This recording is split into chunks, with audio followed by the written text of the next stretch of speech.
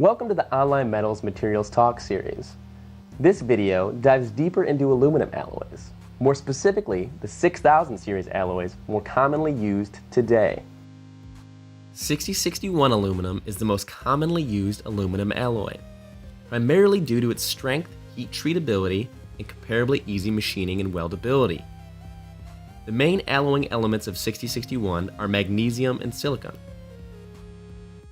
These elements give it an edge in maintaining corrosive resistance even when the surface is abraded.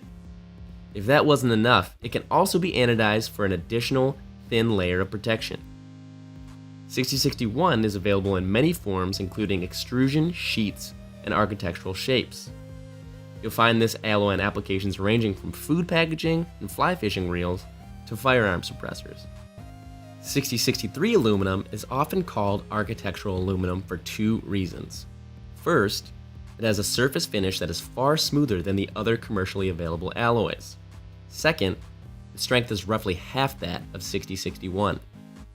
This is because while its main alloying elements are magnesium and silicon, it has far lower levels of each. This makes it suited for applications where strength is not the primary consideration, such as non-load-bearing posts and roofs or decorative structures.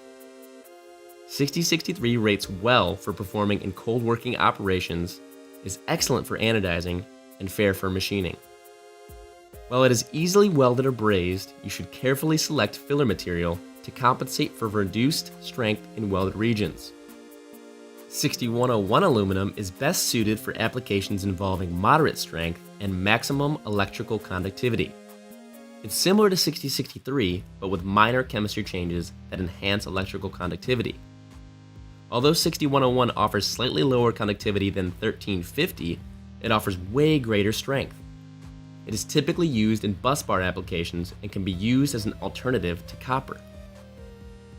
Thank you for watching another Online Metals video. Please subscribe to our channel or leave a comment below with questions or future video requests.